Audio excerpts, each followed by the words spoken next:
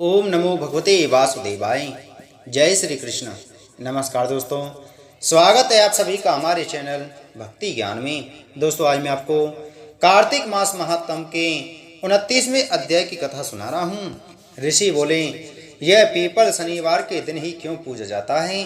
सूत जी बोले, समुद्र मंथन से जो रत्न देवताओं को मिले उनमें लक्ष्मी और कौस्तुभमणि विष्णु को मिले। जब विष्णु लक्ष्मी को भार्या स्वीकार करने लगे तभी लक्ष्मी ने भगवान से प्रार्थना की। लक्ष्मी बोली, प्रभु मुझ छोटी से विवाह कैसे करते हो? इससे पहले मैं ये मेरी बड़ी बहन अलक्ष्मी का विवाह करके फिर मेरे साथ विवाह करो, यही सनातन धर्म है। सूत जी बोले, विष्णु ने लक्ष्मी की बात को सुन तपस्वी उद्दालक मुनि को अपने अनुरोध से अलक्ष्मी दे दी। उस अलक्ष्मी के श्वेत दांत थे, पतला शरीर, लाल नेत्र और बाल रूखे थे। धर्मज्ञ उद्दालक मुनि विष्णु के कहने से अलक्ष्मी को अंगीकार कर अपने आश्रम में लाई। अलक्ष्मी होम के सुगंधित धुआं वे ध्वनि सुंदरता देख दुखी होकर वह बोली, हे कांति, तू यहाँ क्यों नहीं रहेगी? तेरे योग्य कौन सा स्थान है? अलक्ष्मी बोली, जहाँ वेद ध्वनि और अतिथि सत्कार होता है और यज्ञ दान आदि होते हैं वहाँ मैं नहीं रह सकती। जहाँ स्त्री पुरुष प्रेम से रहते हैं, पितर और देवताओं का पूजन होता हो, वहाँ मैं नहीं रह सकती।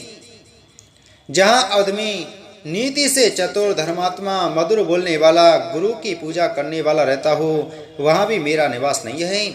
जहाँ दिन रात स्त्री पुरुषों में कलह होता हो, अतिथियों का जहाँ सत्कार नहीं होता हो, वह स्थान मुझे प्यारा है। वृद्ध सज्जन और मित्र का अपमान हो, जहाँ कठोर भाषण होता हो, वहाँ मैं नित्य निवास करती हूँ। जहाँ लोग दुराचार करते हैं, पराई स्त्री से प्रीति करते हैं, उस स्थान में मेरा निवास है। जहाँ गौ हत्या, मदिरापान आदि पाप होते हैं, मैं उस स्थान में रहती हूँ। सूत जी बोले, तब अलक्ष्मी के वचन को सुनकर उदास होकर मुनि उद्दालक बोले, हे ज्येष्ठा, जब तक मैं तुम्हारे योग्य निवास के लिए स्थान देखूं तब तक तुम पीपल के वृक्ष के नीचे रहो। सूत जी बोले, इस प्रकार उसे वहीं बैठाकर उद्दालक मुनि चल दिए। वह बहुत देर तक उनकी राह देखती रही पर पति के दर्शन न हुए। फिर पति के त्याग से दुखी होकर विलाप करने लगी।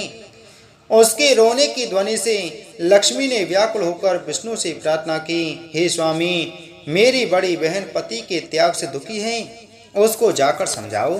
सूत जी बोले, तब भगवान लक्ष्मी सहित वहां गए। उस अलक्ष्मी को धीरज बनाते हुए कहा, हे अलक्ष्मी, पीपल के नीचे आश्रय लेकर तू यहाँ सदा रहे। स्त्रियां तुमको भी अनेक प्रकार की भेंट देकर तुम्हारा पूजन करेंगी। यह कृष्ण और सत्यभामा तथा नारद और पृथु का संवाद मैंने वर्णन किया है। इस वचन को सुन ऋषि हंसने लगे और वे आपस में कुछ नहीं बोले। सब प्रसन्नचित होकर भद्रका वन के दर्शन के लिए चल दिए।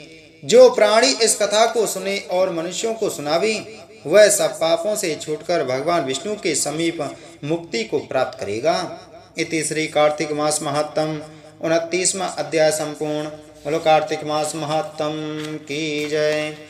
बोलो विष्णु भगवान की जय।